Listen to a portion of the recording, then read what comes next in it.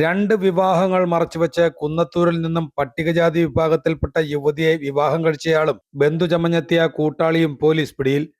കൊല്ലം കണ്ണനല്ലൂർ സ്വദേശി റഫീഖ്, ബന്ധുവായി എത്തിയ മാവേലിക്കര കൊല്ലകടവ് സ്വദേശി ജിജോ മാത്യു എന്നിവരെയാണ് ശാസ്താംകോട്ട പോലീസ് അറസ്റ്റ് ചെയ്തത്. ജോബിൻ എന്ന വ്യാജപ്പേരിലാണ് റഫീഖ് യുവതിയെ വിവാഹം കഴിച്ചത്. മുമ്പ് 2 വിവാഹങ്ങൾ കഴിച്ചിട്ടുള്ള ഇയാൾക്ക് ഇരു വിവാഹങ്ങളിലുമായി 4 മക്കളുണ്ട്.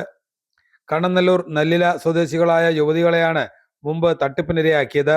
ഇയാൾ 3ാം വിവാഹം കഴിച്ചതറിഞ്ഞ ഇതിൽ ഒരു യുവതി കുന്നത്തൂരിൽ അന്വേഷണം നടത്തിയതും ശാസ്താംകോട്ട പോലീസിൽ നൽകിയ പരാതിയുമാണ് വഴിത്തിരിവായത്. കഴിഞ്ഞ ഞായറാഴ്ചയാണ് കുന്നത്തൂർ സ്വദേശിനിയായ 28-കാരിയുമായി വിവാഹം ആർഭാടപൂർവ്വം നടന്നത്.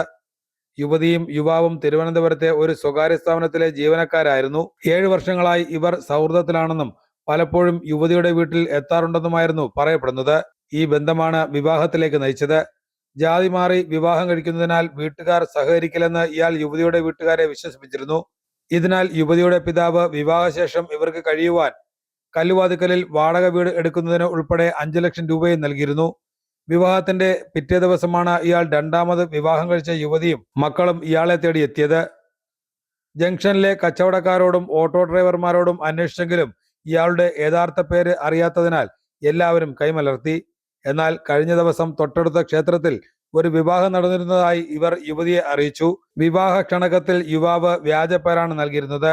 തുടർന്നാണ് ഇവർ പോലീസിൽ പരാതി നൽകിയത്. ശാസ്താംകോട്ട SI ജയന്റെ നേതൃത്വത്തിൽ നടത്തിയ അന്വേഷണത്തെ തുടർന്നാണ് വിവാഹ തട്ടിപ്പ് വീരൻ അറസ്റ്റിലായത്. കോടതിയിൽ ഹാജരാക്കിയ പ്രതികളെ റിമാൻഡ് ചെയ്തു.